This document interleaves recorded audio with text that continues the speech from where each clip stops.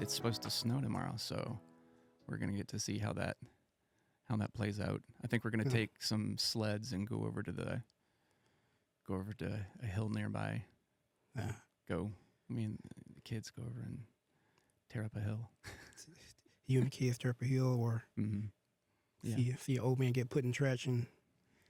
It's huge. It's like a quarter mile down to the bottom of the hill. It's huge, but we've done it a few years. Yeah. But anyway, so how you doing? How's your week been? I haven't been doing too much. A lot of things that we were going to do, I got called off because of the weather. They're expecting bad weather. Right. So I just been at home, cooking dinner. Things I made, beef bouillon. Right. It's my style. It's With just vino sauce, wine sauce. Yeah, wine sauce and everything. I had to didn't have the pearl onions, so I just used the regular onions and scallions, and onions. It came out pretty well. I think. It sounds like it. Yeah, I think this may be the third time I've made it. I think I'm getting the real feel of how to make it. Yeah. Yeah. Well, nice. Yeah, it's man, I'm drinking this. I don't drink coffee usually, and I'm drinking one of these double shot energy. Double shot energies. Yeah, and I've had two. I'm about to jump out of my skin. Something at 10:30 at night. So yeah, why not? Yeah. Who needs to sleep? It'll be all right. Yeah. No. So I think we've got a couple of issues we're going to talk about tonight. Here, let me kick this off real fast. I didn't think about that. So let's start here. And there we go. So in case we want to check anything. And I don't know that we're just going to dig through things, really. I think we got a couple of topics we're going to talk about. But, so you want to introduce it? You want me to introduce it? What do you think? You're always good at introducing things. So yeah, go ahead and kick us off. All right. So there is a noticeable situation going on with the latest crop of kids in this country, in this latest generation. You don't say. Yeah, and that's something that I think people say a lot, right? It's always the kids these days, and everybody thinks something's gone wrong with the latest generation. This seems a little different. This doesn't seem to be just a with the old man yelling at the clouds type of situation. Right. This isn't these young whippersnappers just don't get the way I grew up type situation. There seems to be like an epidemic of parental challenges going on, right? We have educators quitting in droves, saying that kids are terrors and it's not acceptable. They can't keep working with them. There are tons of kids that their ability to read and write is limited. Right. Motor skills, issues with motor skills, and like it just all sorts of stuff. Like we were talking about, it gets down. I think, I don't know. And while I don't want to just sit here and judge a generation or anybody, I think I have children and I've noticed this. Like when you go out, you're in public, and whether you're, this is when you're sitting at a restaurant and you got a family of 6 sitting across the room from you, and they're all staring at iPhones or iPads, and nobody's talking, and I get it. I get that they might want a break, but that's not something that used to exist, right?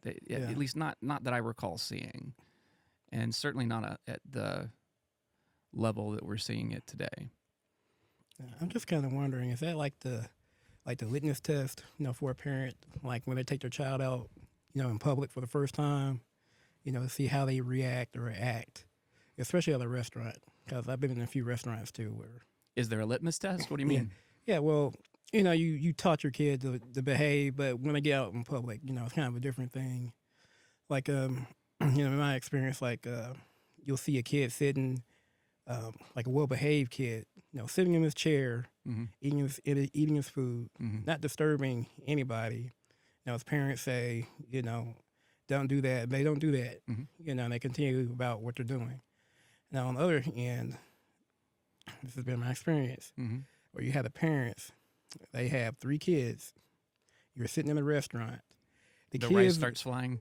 Well, no, it's not that bad, but the kids are running around, and Yeah. they're running around in circles, they're running around the aisles, and the parents are sitting there eating their food like nothing's happening. That's like your kids in the buffet. Well, it's in the tray. In that situation, it's really obvious why they're doing it. It's because they can. Yeah. Yeah. No. The litmus test. I don't know that there's a litmus test per se, but it's this is. I've actually multiple times we had people that would compliment us or thank us that would come by and say, when you guys came in, you had 3 kids with you. We were concerned, but actually your kids are really well behaved. And I'm like, they're just hungry. No, that sounds like a pass. That's a pass, right? Well, I think this comes down to, and I guess we'll have to get into some of my parenting opinion here, but it's. I think it makes sense to kind of talk about how the different generations have played out. Like we were mentioning a bit ago. You've got the generations, because we're talking right now about specifically Gen Z and Gen Alpha. So the iPad generation or the latest. So the Gen Alpha and Gen Z belong to Millennials and Gen Xers that had kids late. And so if we go back even further, because there's a whole slew of ground to cover in this, right? There's the aspect of what's going on with the kids. Why are the kids having such a hard time? Why are they having a hard time behaving themselves? Why are they so difficult to control? Why are they so boisterous? Why do they, all of that.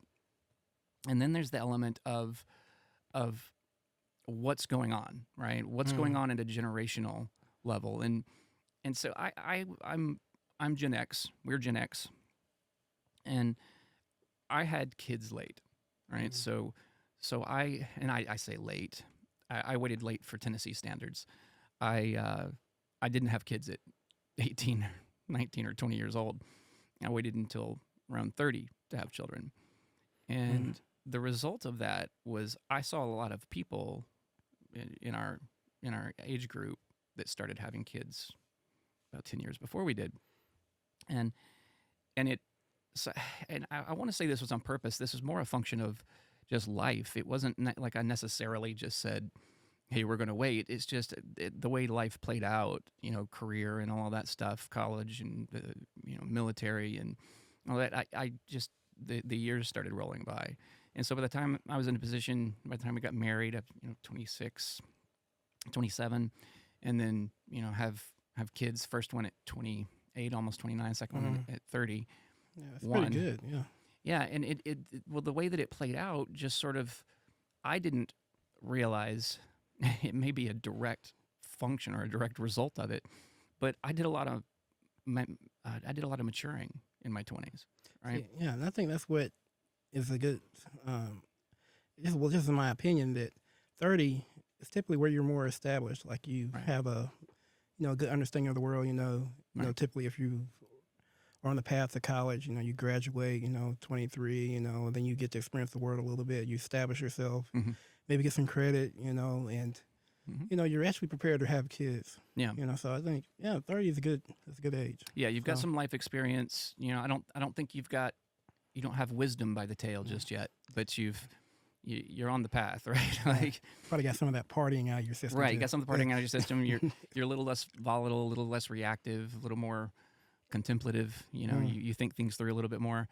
And so as a result, I mean, I remember having friends that we ended up having to tell them they couldn't bring their kids over to our house because their kids would come over and start throwing candles down the stairs to see if they could break them. And I mean, just, and it was, in some situations, it was always the same thing. Like, you're going to get a spanking, and then nothing, right? It's just, and at one point I'm like, you've threatened to spank him like 6 times. Oh, well, he listens. No, that's not what he's doing. He is definitely not listening. He's doing a lot, but that's not one of the things You he's doing. definitely failed the test. You failed the test. Well, it showed us, like, I remember my kid's mom looking at me and saying, "We will never have a kid like that." And no, I think this. Let's go where I mentioned for a second. Let's talk about generations, because there is a huge component in this of the concept of, let's say, like, gentle parenting versus passive parenting versus active parenting versus authoritative parenting, right? And gentle parenting would be something like, hey, we've got to do this, give us a few minutes, and well, we do have to get this done, so okay, I'll give you a few minutes, but then we're going up there, or I'm taking you up there, and we're going to get it taken care of. Active parenting would be a combination of active listening and not being forceful necessarily, but just assertively parenting. No, I said the answer is no. Go take care of it, please. Thanks. And then you've got permissive parenting, which is, go clean your room. Oh, but I'm in the middle of a video game. Can I just have another hour? Well, I've already given you 3. And it's like, okay, just let me know when you're done. Not just completely permissive, just letting them make the decisions and not wielding authority. And then the last one, which 3 did I cover? I covered active, permissive, and so the last active, permissive. Yeah, and so the last one would be, which one? I don't remember what I said. I don't remember it all. Yeah, active and permissive, and then there's the iPad generation where you're just letting. Yeah. But it's more authoritative. That was the one, and authoritative. And so one of the things that I've heard, because authoritative often gets confused for active, and it often gets like diametrically opposed to gentle parenting, right? Like authoritative would be something like, I'm the parent and I said so, or I've told you over and over and I'm getting sick of this, and it just being very forceful and wielding authority and not really taking time to explain, to consider kids' feelings. That said, if they're standing in the middle of an interstate, I mean, yell, right? I mean, you don't have a debate over whether or not they need to move. But there comes this sort of broadens into a conversation about, in my opinion, generational patterns, generational trauma, appropriate parenting. What we were talking about earlier, we talked about going back to your parents' generation. Your parents were the middle generation, just after World War I, in between World War I and World War II. The 30s and 40s. 1930s. And because your dad and I talked about this the other day. And then you get to the Great Generation, the generation that went to war, and the moms were working, and the American war machine was spun up, and they came back, with a mandate to repopulate the country, and many of them had many kids. My grandfather was one of 12 kids, so it was big. However, with the economy and all of the challenges going on globally at the time, but specifically in the United States, they were very poor, and my grandfather had to quit. And he quit school in 8th grade. Yeah. To work in the fields. He didn't have a choice. He was number 11 of 12 kids. And now he eventually went to business college and went out and made a career. He's an incredible salesman, but it's interesting because one of the so let me finish carrying that through. Then the Great Generation gives birth to the baby boomers.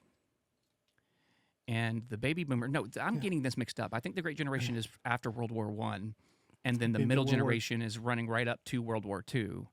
And then the middle generation, the middle generation has the baby boomers. The baby boomers have Gen Xers, us, and then Gen Xers have millennials. Millennials have Gen Z. Gen Z has Gen Alpha. And so jumping to the baby boomers. The baby boomers grew up with very no-nonsense parents that, had dealt with a lot of the harsh realities of the country, and they were very authoritative.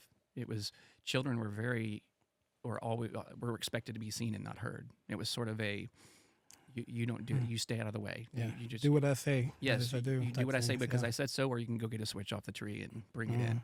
And if it's not big enough, I'll go pick my own and I'll pick a branch. And so it's this. I mean, I'm serious. I grew up hearing tons of stories about switch. I've had to pick switches off the trees. Yeah, me too. Right. And so the baby boomers get it honest, right?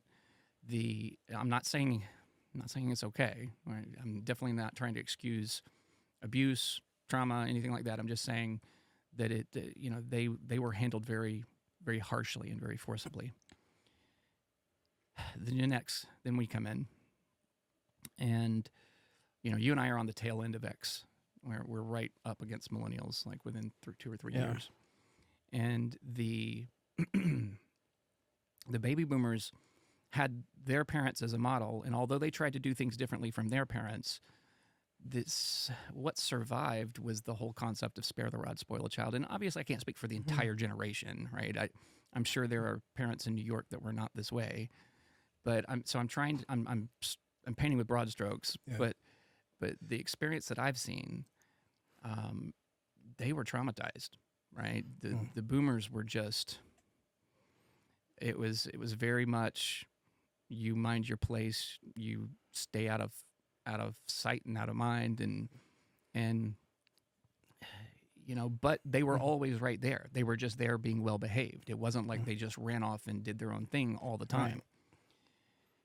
Yeah, I think their parents were definitely hard on them. Like, I mean, I can only use my dad as an example. You know, he was, he'll admit he was like bad. He would say he got a whipping every day. And through that, he was well behaved, went through the military and everything, good husband, good father, everything. But one thing, when I was growing up, he would never whip us. Yeah. Because of all the whippings he got. And I think that plays into, either type of trauma. I wouldn't say trauma, but, if you got enough whippings, then you know how it feels, so you don't want to put that punishment, on your kids. And I think that's what a lot of people from that generation, in our generation too, feel now. My mother, she did all the whipping. And my grandmother, she helped out. Right, right.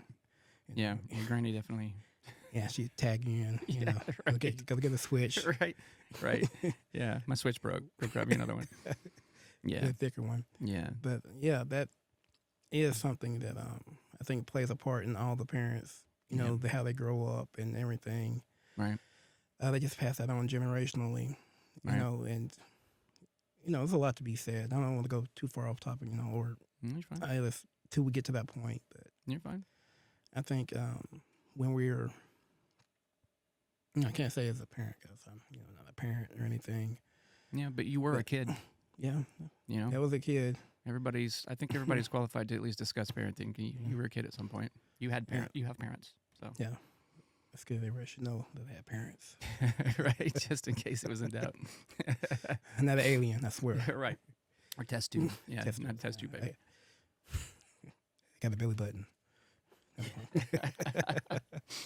Well, yeah, and so here comes Gen X, and baby boomers were a lot like their parents. I think they were pretty harsh. They were very authoritative, and It was very much a concept, at least in the area in my family, of spare the rod, spoil the child. Mm. And spankings were regular. Mm. And so when I had kids, I was determined I was not doing that to my kids. I didn't want to pass on that trauma. Right. And so I was very particular. I did spank. One of them, the oldest one, I had to spank, I don't know, 2 or 3 times, maybe something like maybe 5 throughout his life. I don't know. It wasn't many. The middle one never had to spank.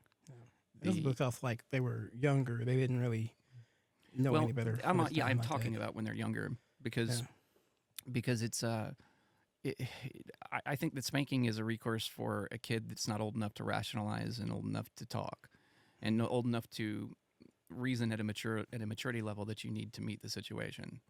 Right? It's like, if they keep wandering into the street and they're 4 years old. Now I say that I wouldn't have spanked my. I'll give you the example of the first time I spanked my kid. How about that? Does that sound good? Okay, yeah, go. All right. Story time. Okay, so I walk into the living room. My kids are 2.5 years apart. This is the first 2, and I walk in, and my oldest son, who at this point is 3.5, about to be 4, I see like a freeze frame. I see him standing over the bouncy little saucer thing we had the 1-year-old in. He's 10 months, 9 months, 10 months, something like that. Standing over the saucer with a swing line stapler over his head, in the process of bringing it down on top of his brother. Right? Hold on, did I spank him for this? No. This may be a bad example. I don't think this is the first time I got angry at him, but it's a good example of Yeah. And so, because if you'd asked me the day before, I think I would have told you I could never even get angry at him. It's funny. Your kid was trying to think like, oh, there can only be one at that time. Man, I teleported across that room. I literally just I don't know how I did it. I caught it before that. And I caught my hand just under it on my youngest son's forehead, and I remember picking him up. I reached down and I picked him up, and I looked at him and I thought, too mad, right? Like too mad. And so I walked him into his room. I set him down and I said, stay there. And I went in the other room and I calmed down, and I went back and I talked with him. So this was a bad example because I don't think I spanked him. But when they got to be, so I brought up a story. To even take that in the context, like, that's good. Like you didn't spank them or punish them while you were angry. Well, actually, that's one thing that I can say is I've never spanked or laid a hand. I've never hit any of my children in anger, ever, not once. I've never hit them upset. I've never hit them frustrated, and I say hit. I didn't. It's not hitting. It's not the same thing. If you have a situation where you've said not to do something multiple times and they're just refusing to register the severity of what you are telling them to do. Yeah, like taking a fork and sticking it in a toaster or a socket. Whatever the situation. Yeah, especially in that. Yeah, yes. But that would be a one-time thing that we have to do something about. But let's say it's something like jumping on the couch and on tile floors, and you're worried that somebody's going to get their head split open, and they've come close a couple of times, and you've told them 3 times, and so the last, you're like, look, this is the last time. The next time there's going to be, you've already introduced a consequence on the first 2 steps, and they are still continuing. The first time you said in timeout, the second time he had to sit in timeout longer. The next time you do this is because it's just a consequence of not thinking or not being old enough to control yourself yet. And so the next time you're going to get a spanking.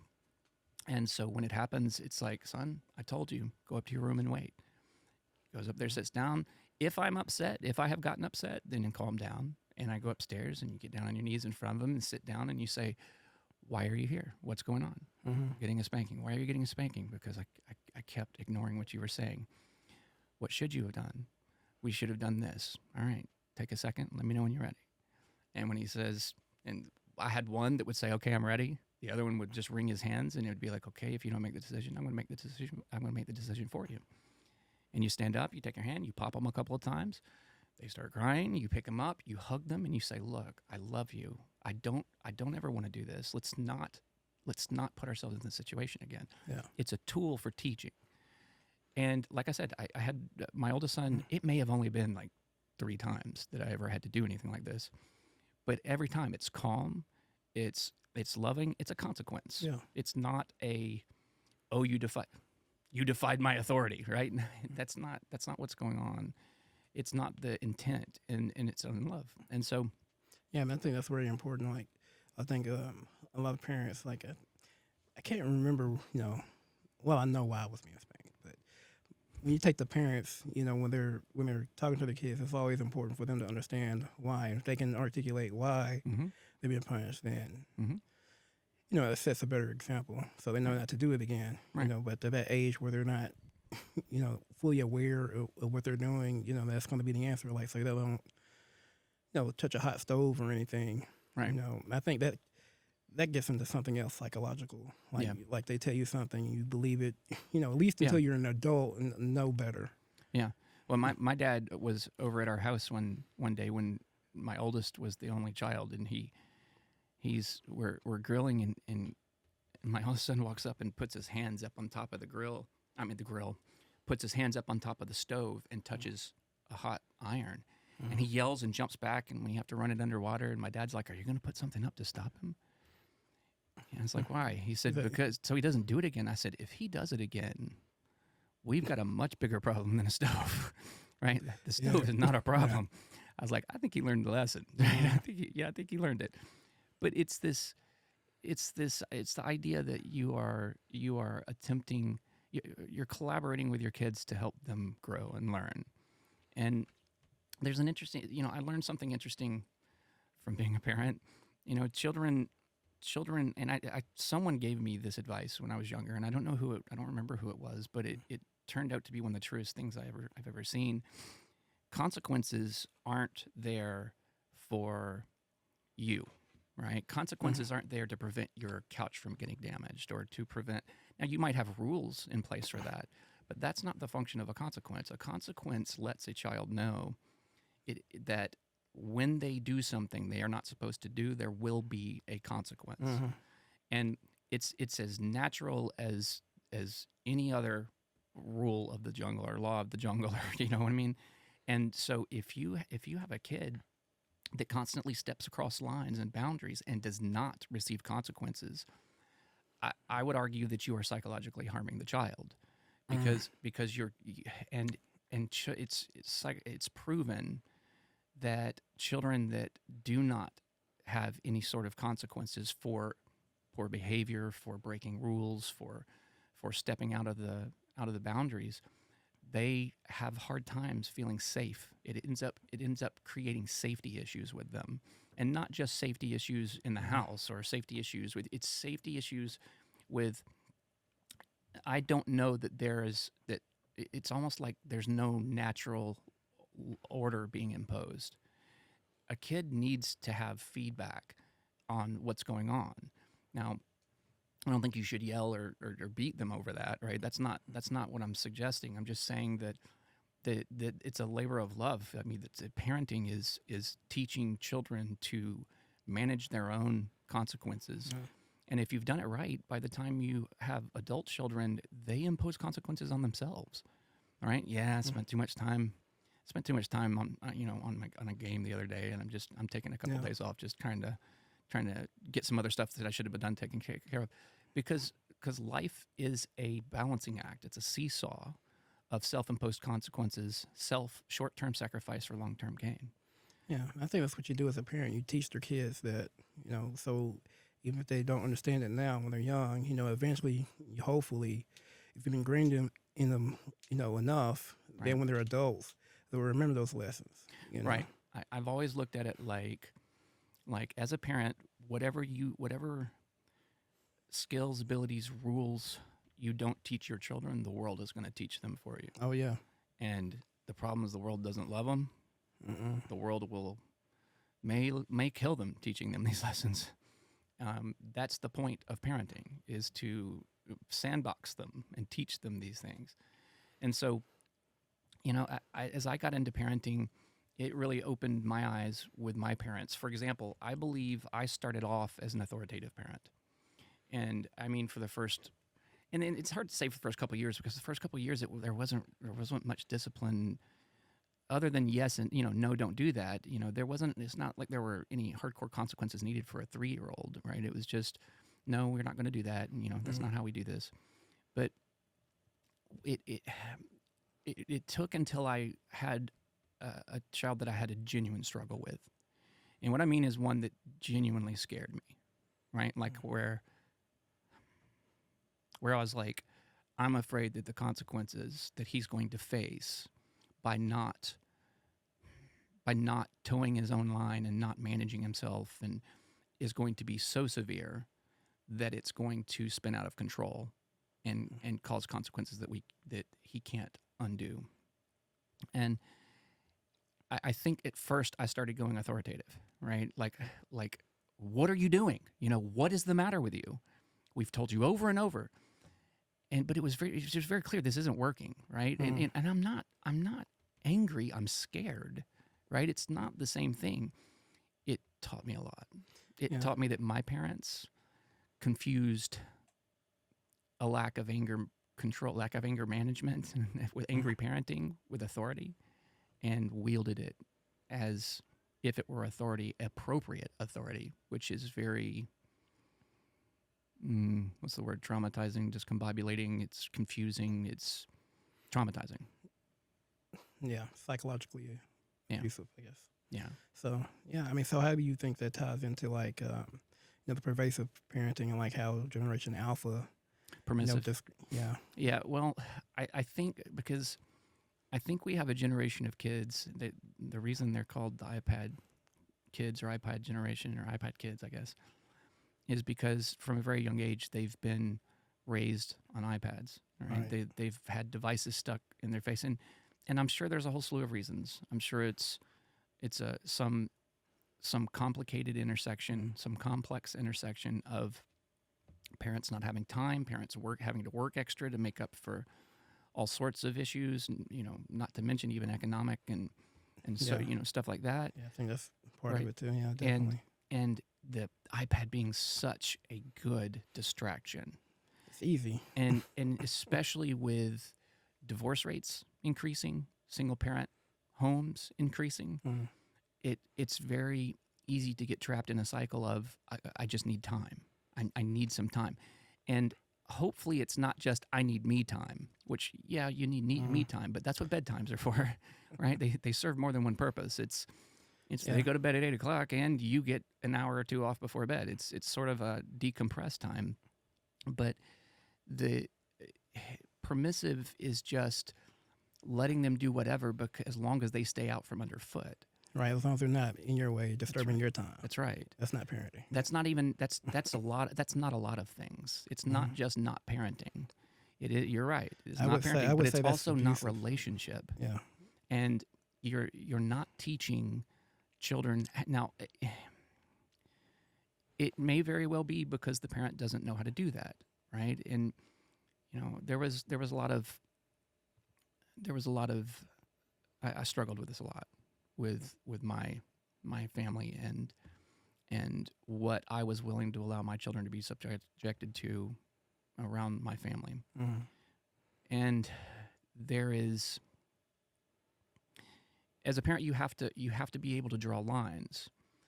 But what really broke it for me was at a certain point when I was just trying to understand, I looked at the way I was parenting, and I looked at my kids and how they're developing, and I realized that I had learned a lot from my parents, even though a lot of it had been difficult.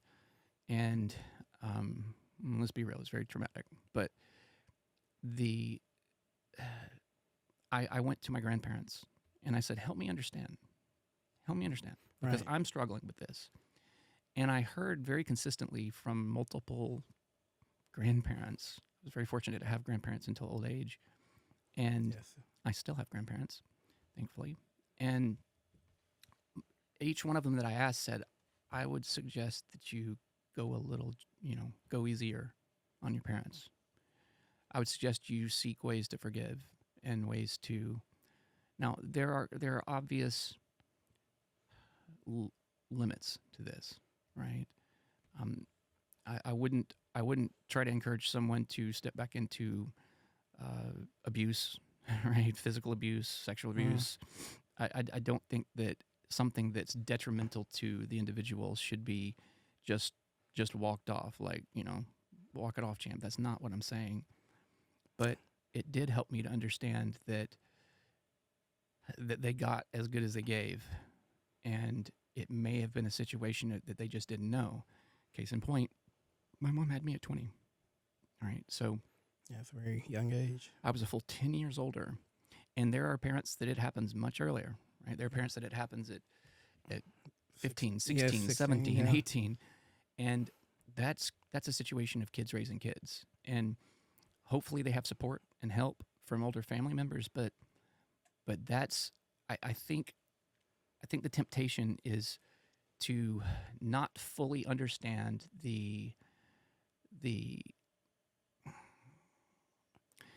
if you grew up in a toxic environment, it's very easy to feel like a toxic environment is what was necessary, especially if you turned out okay. Right. If you came out of it for the better, then it can be because I think most parents generally look at their kids and say, I want to do it differently than my parents did. That seems to be something that sounds, no matter which generation I talk to about this, they all say that. Everybody says that. I just didn't want to do it the way my parents did, or I wanted to do it differently. Every once in a while, you'll hear someone say something like, my parents were amazing. But for the most part, it's I had traumatic experiences and I didn't want to pass that on to my kids. So they didn't pass those on, but they did pass others on. And they tend to look at it like, oh, they'll live. It's okay. I made it through much worse. And that's not, I think that we have a lot of millennials and probably late Gen Xers who saw that, who were raised very authoritatively, very harshly, and they said, I'm just not going to do that.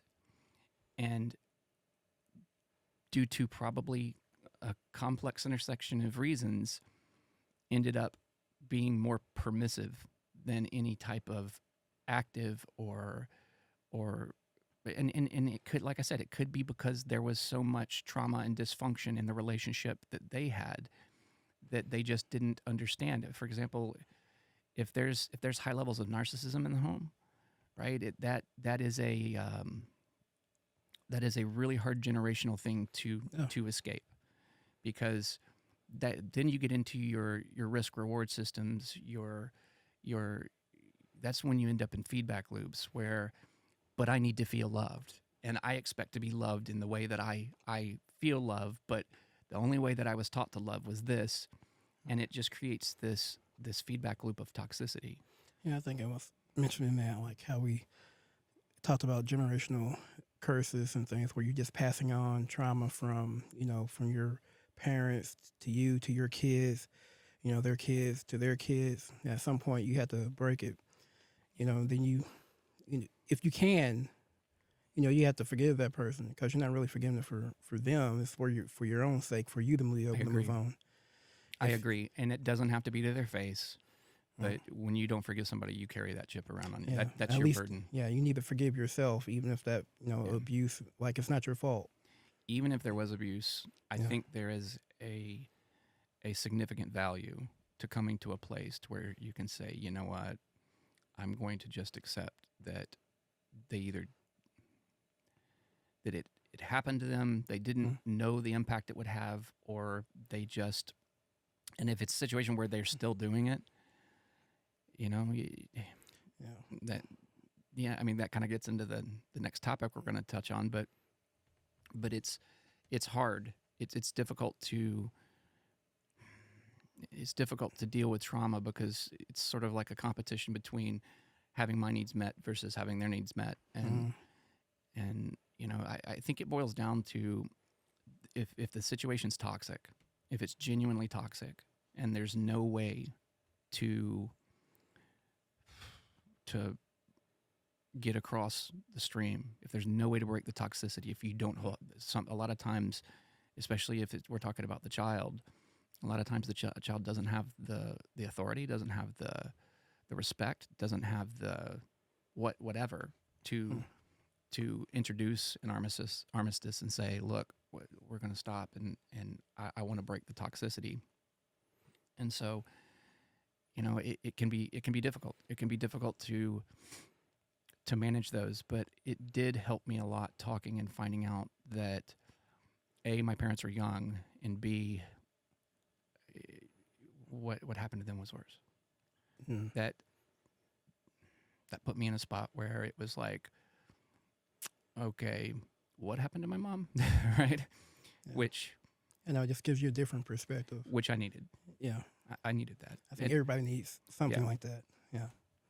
And I needed that because I needed to understand that I didn't need details. That's not what I'm saying. I'm saying that it didn't help me to know what hurt her so badly. It helped me relate to know that she was hurt as well. Yeah. Because, and this may be something to do with mom-son dynamic, but it kind of triggered protective feelings, and right, Yeah. like you did what, right? Like, yeah. It's like if you know the problem, then you can actually fix the problem, right? Yeah, and so there that helped, but and I hate that it helped because I don't mean it like that. I don't want that there's nothing. It wasn't good, but at the same time, it helped me see that between their age, it wasn't intentional, and it wasn't that's how I achieve forgiveness. Yeah, and it can be a tricky thing to get, but I like I said, I realized afterwards it was me that needed it. So I needed to free myself of the burden of feeling, pigeonholed or feeling stuck or whatever. And so my goal with my kids has not been to not do it the way my parents did. My goal with my kids has been to not inflict trauma. right. Which is hard. I mean, parenting's hard, dude. It's really hard. But, that's the way it goes. It's not for the faint of heart. No, So. I could say that. Yeah, you did a good job with your kids, and I'm pretty sure they think the same thing. Yeah. Yeah. Yeah. I think that's honestly, I'm not gonna act like I'm super dad or anything. I've made tons of mistakes. I've made more than my fair share. But it's I look at how adjusted they are at the age they're at, right? Yeah. I mean, that's too about like parents. Like you're not going to get 100% right. No, of course not. Yeah, so you're going to do the best you can. You love your kids. Yeah, like, we are imperfect, to put it nicely. Yeah. But yeah, and so if the kids aren't clawing and scraping and fighting to get away at 18, you might have done okay. But I honestly, I think a lot of that was recognizing that I had been raised with confused on the difference between anger and authority. Not that you don't ever get angry, but just that you can't ever conflate the two. Yeah. You don't ever use anger as authority. That's how you use it. Yeah. It doesn't help. It's like, you know what? This conversation is not a good idea for either one of us. We need to go calm down. I want to talk to you in 30 minutes. Yeah, that's a good. That's how I think I perceive like things like that. Like I don't want to give anything power over me. If there's something that's triggering me, right, I want to let that go because I don't want to be triggered just on command. Just like. And it's easy. It's easy to get triggered. Yeah. I mean, I was. We all have buttons. Yeah, I was like that. I think we talk about that. I think we talked about it at least twice. On camera with me until I got into like high school. I wasn't fighting, but it was more like if you did something to me, I was gonna go do something to you, type thing. Yeah, well, you chilled out in kindergarten. You weren't a kindergarten. You weren't a case study. No, you weren't in my class for criminal negligence. But yeah, I mean, it was just some of those things. It wasn't until I got to like high school when I was more cognizant of who I was and what my parents were doing. Like I didn't want to see, my mother coming to the school because of something. Right. It's like, and then it wasn't like something I couldn't handle. Yeah. So it was like no point in getting in the fights or, right. And it wasn't like I was causing trouble or anything. Right. So that's how I kind of looked at it, and that's how I kind of chilled out. I was more aware of what my parents were doing. They were, both working. They, going from work and coming all the way out there. I guess too, my grandmother, she played a big role, in shaping, Great. the person that I was because, both my parents worked, and I'd be home with her, and she was actually the one that taught me how to cook. So we would cook dinner for my parents, Yeah. And things, and just, teaching you how to be like a well-behaved human being, social, don't ever let anybody, step on you or anything like that. But, just be Yeah. aware of who you are. Yeah. That's good advice. Yeah, I wish I would have had a better segue into, I guess, our next No. topic. If you want to go ahead and get into it. It's all good. We're so yeah. So the next one is right on the heels of it. There is a huge, apparently, number of Gen Z. Well, I guess it would be millennials, but Gen Z and millennials. So later Gen Z and millennials mainly, like our age and just after, that are going no contact with their parents. Yeah. And it's that's tricky because I know people that have dealt with this, and I've been asked to counsel with people like this on this subject, and I've found that the only way to do that is to just listen. I'm not a psychiatrist or anything, or psychologist, I guess is what I was looking for, but it's there is a large number of people in our generation and in the generation immediately after ours. Sometimes it's Gen Xers with baby boomer parents, and sometimes it's millennials with Gen X parents. But that have said, I have tried for so long to get the toxicity out of this relationship, and I just don't know how to do it. Mm-hmm. And I have to wash my hands of this because the burden of carrying it around is too much for me to bear, and I just can't keep doing it. And there are a lot of parents that are going online, apparently on TikTok or Facebook or wherever, and saying, and you'll see the gamut. Some of them say, help me understand. I just don't understand why my kids don't want to talk to me anymore. This doesn't. And some of them are going, they need to grow up and stop, and they're just very, very clearly, Not really you need to respecting show their respect. feeling. You need to show respect. And it's this, I feel this one. I relate. Yeah, I mean, I agree with it too. I agree. Like you're an adult. Yeah, they should treat you with some type of respect. But I always say, like, no matter what, you should respect your parents. They had you. They didn't have to have you, and they at least got you to the point where you can actually leave the house and have a life of yourself. Yeah. Now, at that point, I do want to delineate, because there are situations where there's not just trauma.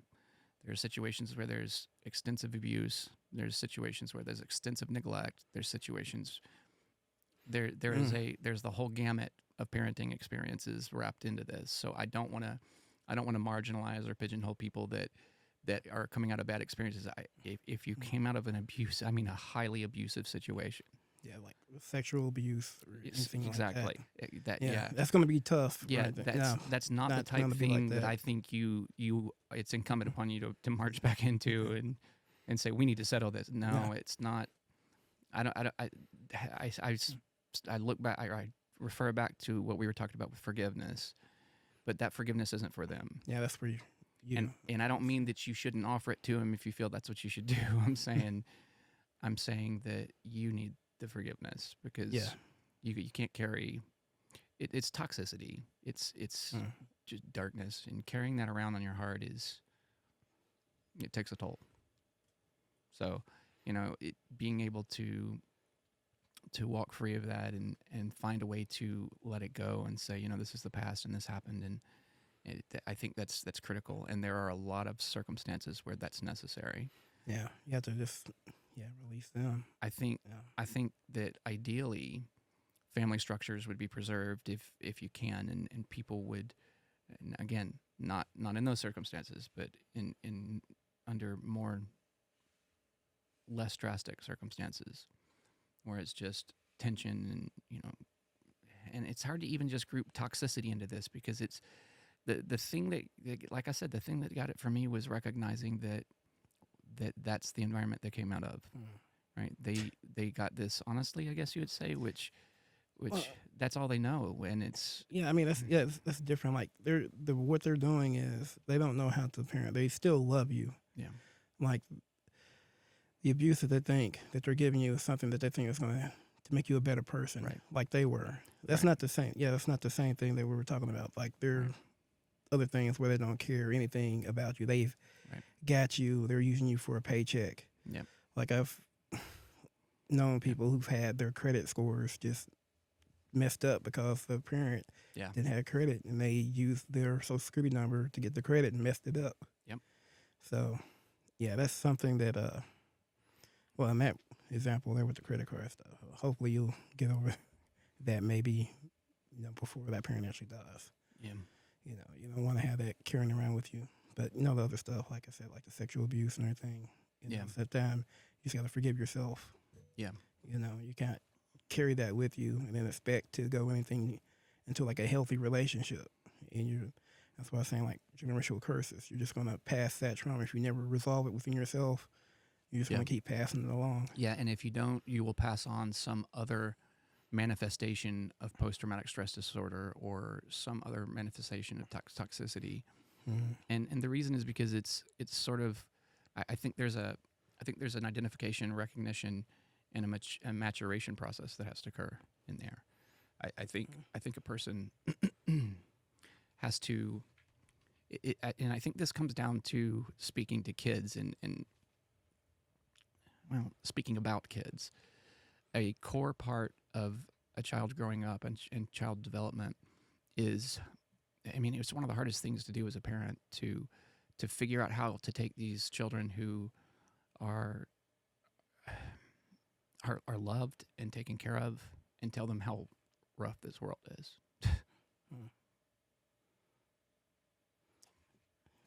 Yeah, I mean It's can't hard. imagine. It's hard. Yeah, I can't imagine. It's hard to know that you have to find a way at some point over the next years to say, look, man, this can be a tough place, but we brought you here because it can be an awesome place. Yeah. And because it's sort of this, and that's where I was going with it. It's sort of this concept of not embracing the darkness, but becoming resilient to the darkness, recognizing that bad things happen to good people, and bad things happen. And while I don't want to be flippant and say what doesn't kill you makes you stronger. It is a concept of love is an elixir. Love heals, and Yeah, I guess you kind of got to make them stay strong on their convictions. sorry, I thought this would be easier to talk about. Yeah. I mean, yeah, I can't imagine how tough that would be, but it's a balancing act, and you don't want to poison them, No. with things that are not true to you. I think you've done a good job with your kids. Like they're pretty objective. They know how to think for themselves. Well, thank you. Yeah. Yeah, well, thank you. And I think that every parent has to deal with this. It's my opinion. And so when you end up in a situation where, and a lot of times, there's a song, hurt people, right? Mm. Hurt people, Right. and it's true. It's this most hurt that people cause to other people comes from a place of hurt, and a lot of times they don't know they're doing it. They're just hurting. Yeah. And so with kids, it can be difficult. It can be like, slow down. Let's process what you're dealing with, right? What is it? What's going on? What hurts right now? What are you struggling with? And maybe you're not listening to me, or you're you don't see the good things that I do. So, dude, I'm not playing, man. Parenting's tough because because we suck sometimes as people, right? Like I can get distracted with the best of them, but teaching kids that one of the biggest ones in my home was when arguments occur, right? If there's a situation where I say, hey, you were asked to do this, and this happens, dude, when kids hit like 15, 16, and 17, yeah, they get they get real combative.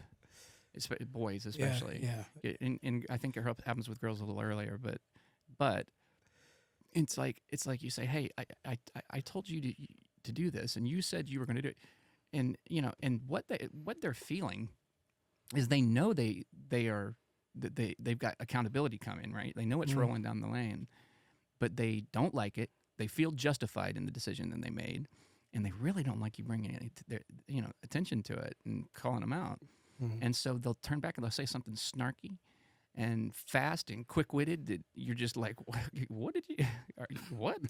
And it's like, but being able to say, okay, look, I'm not going to do this with you, right? Because as the parent, and I think this kind of speaks into even the first topic we were talking about, as the parent, you're in control of that conversation. Yeah. That is your conversation you're having. Right. So if that conversation goes off the rails, you better look back at it and ask why you let it go off the rails, how you let it go off the rails, and how to stop letting it go off the rails.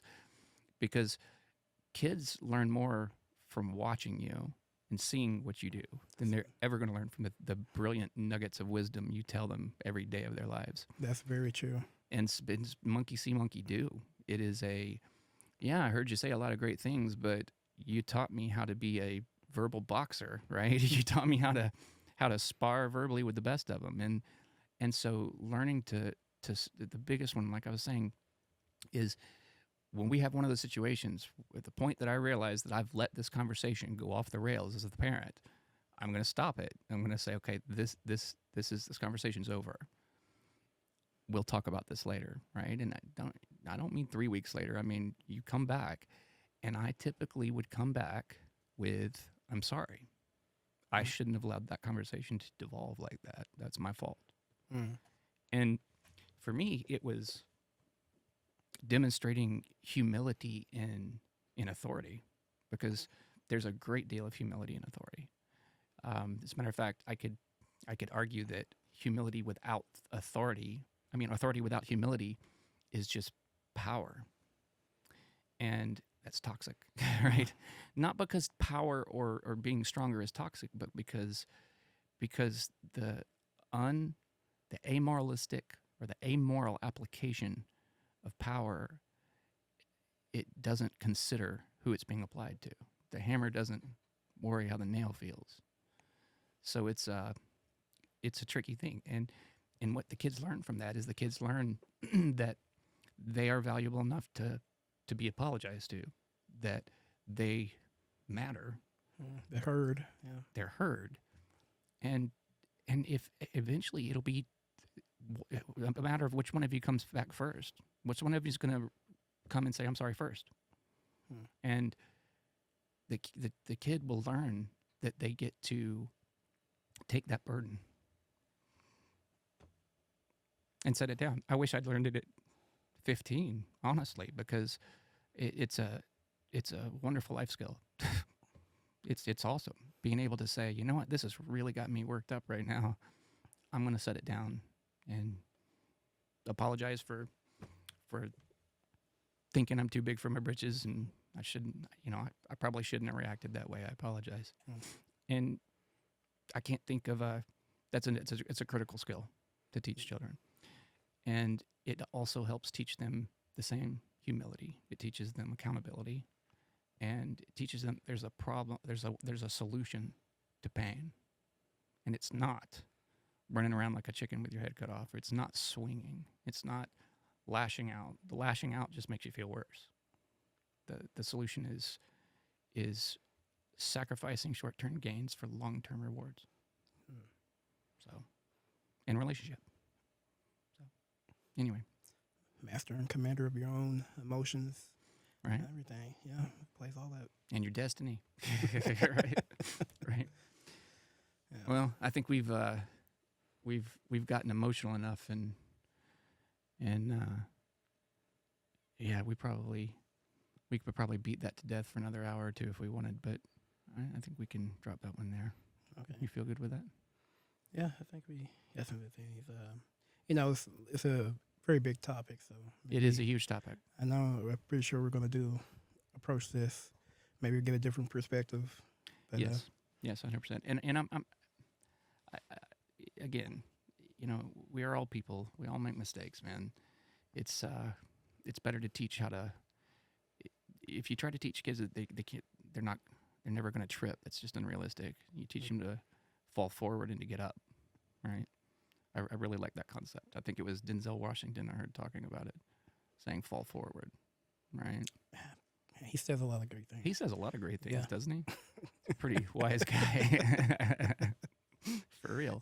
No, he does, though. He seems to be a very grounded gentleman, for sure. Yeah, I would agree. I mean, I don't know He's him. last stuff. We're not friends or anything. But yeah. No, if he ever wants to come on and talk about it. Yeah, just let us know. Yeah. All right. We'll fly you down. Well, Coach. yeah. Coach. Economy class. Right. That's how you know we're serious. Go easy. Yeah. No, I'm playing. Well, yeah. We'll see if we can work something up, because I would like that. As a matter of fact, I was thinking about it. Maybe we could bring one of my kids in. I've only got one that's over 18, so I'm not going to subject my minor children to cameras. But I'm more than willing to trick my 18-year-old into coming in here and sitting down if we can accomplish it. Oh yeah. That could be an interesting conversation. But yeah, he's 18. He knows everything, right? You remember how it was at 18. Well, you don't have to trick them. I mean, you know them. Yeah, you remember that it's like, hey, teenagers, hurry up, move out, hurry, do it now while you still know everything. It's like, and I say that he is actually very good at listening. He's learned very well to listen. It's like, son, I get where you're going, but pump your brakes for a second. Just let me give you a couple of paths that I see that are possible. Oh, I hadn't thought of that one. Okay, sounds like a better option. That's like I said, it's a life skill I wish I had picked up before 25, 30. Life skill. The old man does know something. He's been around for a year or two. Right. This is in his first rodeo. But all right, well, I think we're good on time. You have anything else you want to tackle before we wrap up? No, I'm good. Okay. Yeah. Well, thank you for the time. I hope you have a great night and stay safe in the snow tomorrow. I've got a 4-wheel drive, so I may swing by and laugh at you and let you watch me drive away. Okay, so poke holes in your tires. Right. Yeah, that might actually help. Right. I'm fine. All right, sir. Well, thank you very much, and I hope you have a great night.